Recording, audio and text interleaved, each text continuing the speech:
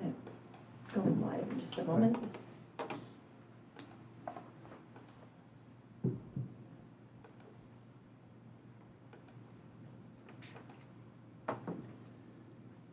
You are live. Thank you.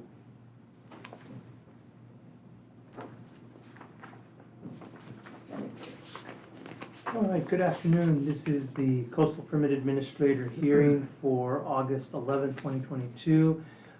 This is continued from this morning at 11 a.m.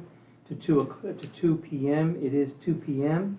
So with that, we're going to come back to case number CDP 2021-0032. And the reason for the continuance was to allow planning and building staff and environmental health staff to discuss the comment letter that had come back from the Coastal Commission regarding the adequacy of water for the proposed project. So with that, I'm going to turn it over to staff. So one of the concerns was any development within the area, one of which was in 2012. There was I don't know if I should give the parcel number, doesn't matter. Doesn't matter. Within the proximity, within the area. In 2012, a structure was added, a master bedroom, master bath, and a very large closet, which was north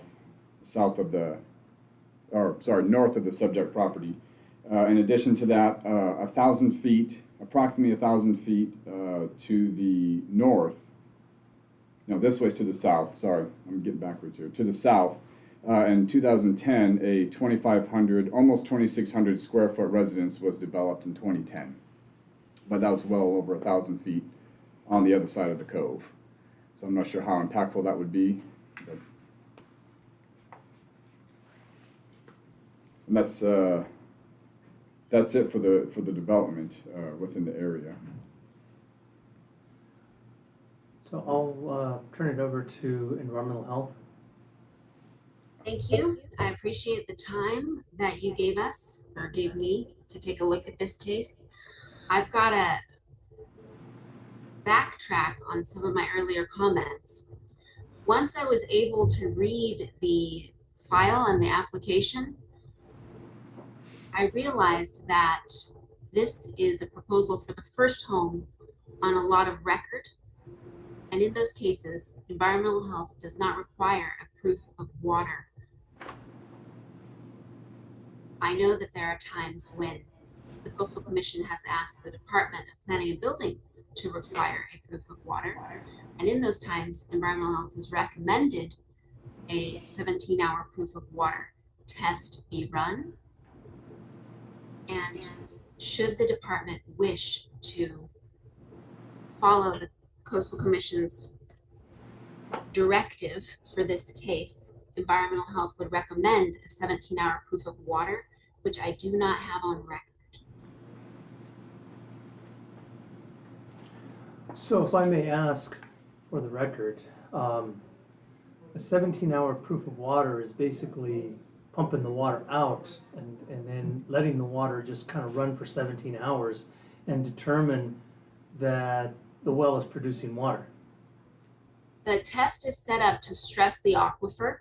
So we are removing water for an extended period of time and monitoring how much water comes into the well as it's going out at what rate to really see how much water that aquifer can produce.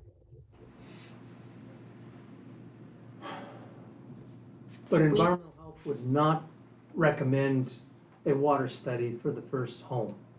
We do not require a proof of water for first home on lots of record. Mm-hmm. Okay. Interesting, because I'd really hate to see a lot of water get wasted. Yes, and should the test be required of the applicants, they can recapture that water and store that water and use it in any way they wish. But it does have to come out of the well and stay out of the well until the test is finished. Mm-hmm. Is there anything else you want to add? No. Okay. Staff, anything else you want to add?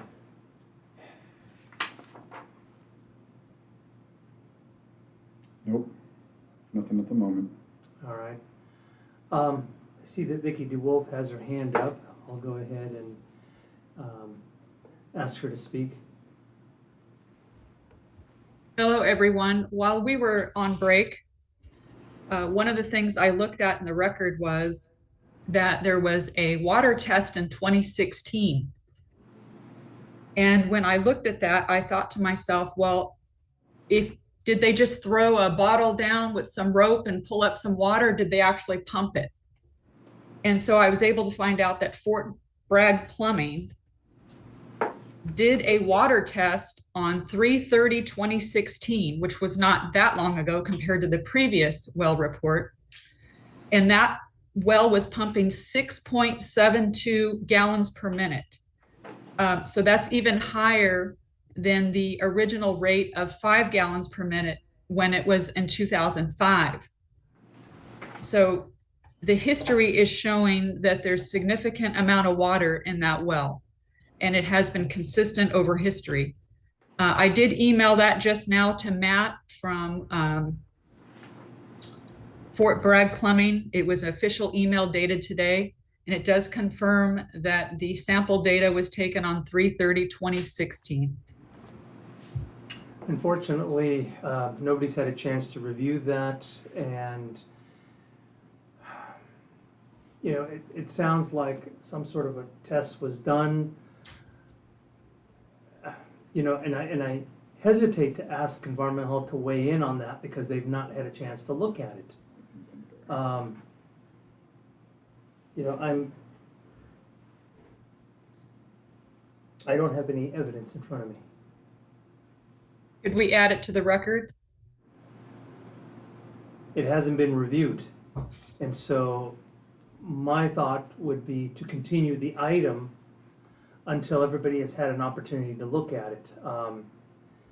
And again, I'm going to ask Environmental Health what their comfort level is, and I already have a feeling I know what it is. It's either do the 17-hour pump study or move forward. I concur. And my question would be, is the recent water study that is being referenced by Mr. Wolf going to make a difference? I would need to see it, review it, see what the results said.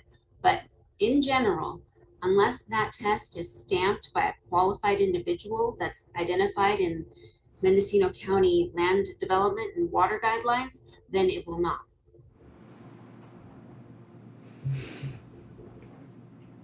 Hey, Vicky, Yes. this is Matt. Do you have that document in front of you? Can you tell us who did it? I know Yes. who provided it, but I'm curious who actually did the test. Mike Lieberberg. Does that ring any bells? No? Okay. No, but I don't know every No, I just thought if there was someone. No, it did not ring any bells for me, but I don't know all the licensed individuals in the state of California that can do this. So, Right, yeah. Okay, I'll just shot in the dark. yeah, I don't blame you. Some names I do recognize. Yeah. My inclination is to continue this until the 25th to allow for all evidence to be reviewed. And at that point, I think it could be determined whether or not there would be the need for the 17-hour pump test. Like I said, I'm not going to put Environmental Health on the spot. I think they need to review whatever evidence is out there, and they need to be able to comfortably say, yes, I accept this, or no, I don't accept this, and this is what I want to see. And if there is a condition that needs to be added, so be it. The last thing I want is for a project to move forward and then automatically get appealed. I'd rather have all of the evidence put forth and a determination made at that point. I concur.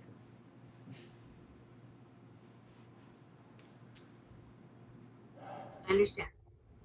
Okay, well, Marlena, you've been a big help, and hope, you and Matt can work through the new information that comes through and, perhaps, either accept what's there or we need to go ahead and modify things.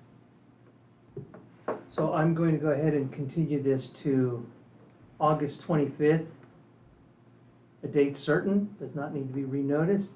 This will allow staff to review the information and to determine whether or not a new condition has to be applied, and so on. And now, for clarification, Marlena, if there's a pump test done, is that a condition that can be added, or does it have to be done before we act on this?